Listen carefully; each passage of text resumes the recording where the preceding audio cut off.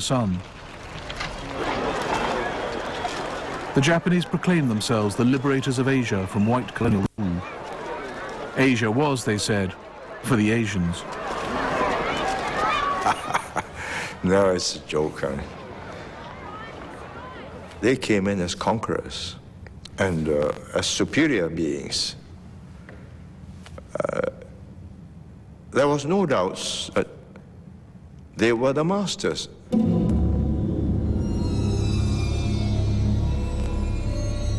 Wherever the Japanese went, they laid down the law. Woe betide anyone suspected of withholding information.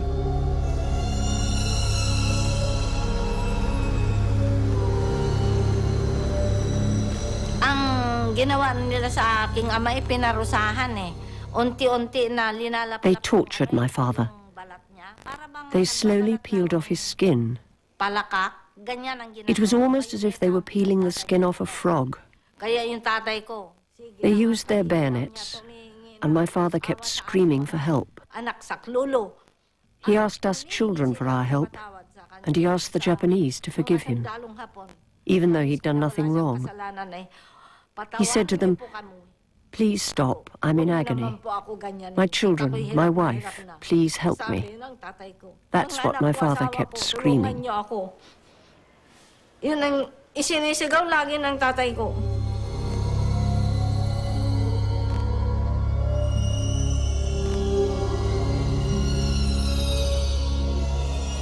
Japan had ousted the old colonial powers and held 140,000 of their soldiers captive. They told us that we were the rabble of a lost army. While we had no status as human beings, the gracious Japanese would treat us fairly and kindly. Those captured on the islands were shifted where needed, tight-packed in the sweltering holds of the hell ships. The men were going mad in the bowels of the ship, some to the point that they slashed the wrist of a sleeping American and drank the blood from his wrist to put some liquid into their bodies. 60,000 POWs, half of them British, were jammed into goods wagons and transported to Thailand, clinging to humanity in humiliating conditions. Nearly everybody had gut trouble, dysentery, diarrhea of some sort, and you can imagine the problem of the people so crowded. You had to get to the opening of the door, the sliding doors, and your pals who were sitting near the door would hold on to you while you sat there with your ass out the wagon, and you done it best way you could, outside. The prisoners' task, to build the death railway into Burma.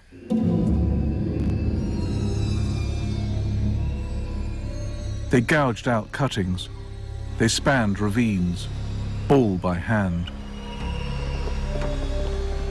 An army so negligent of the welfare of its own men was not about to treat enemy POWs with care. 21-year-old Hiroshi Abe was the engineer responsible for the 30-kilometer section at the Thai-Burma border.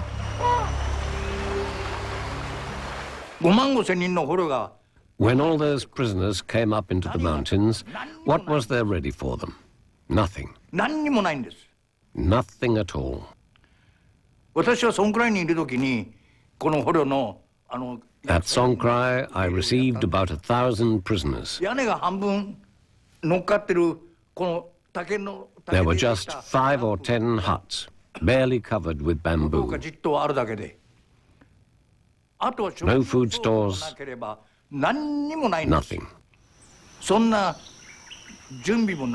We had to put them to work deep in the mountains on the Thai-Burma railway without any preparations. It was impossible, absolutely impossible. But that's what top brass at Japanese General Headquarters ordered us to do.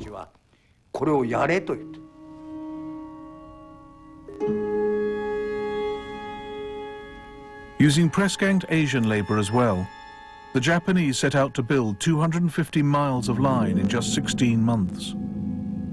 The Japanese just used to say, Speedo, Speedo, Speedo. It was one word they knew and understood, and one word we knew and understood. And then they said Speedo, it really meant Speedo. And they had a task to finish. And they told us, it didn't matter. If you all die, we'll build the railway. You had to have muckers to survive. 3 was an ideal number. If one was sick, the other 2 could tend to him, take care of him, can malaria, anything like that. You had to have muckers.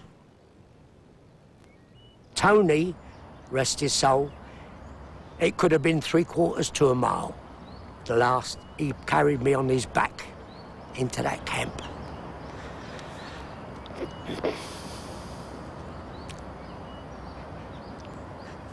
Anyway.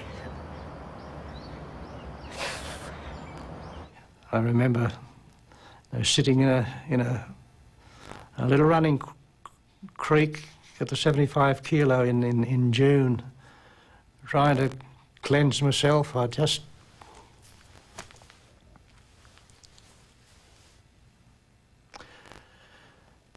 fouled my pants and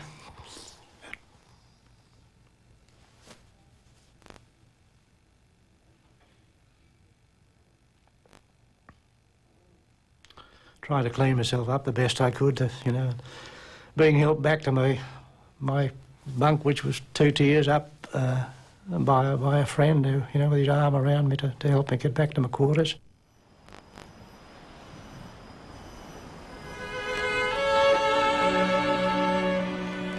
The Australian nurses captured on Banker Island wondered if survival was worth the suffering. Well, we actually did envy the girls who had been lost at sea. Well, you see, it was dreadful. You were nursing someone, one of your own friends, and you knew they couldn't survive. I might say, even the girls who were massacred, we thought were luckier than we, because it was all over so quickly.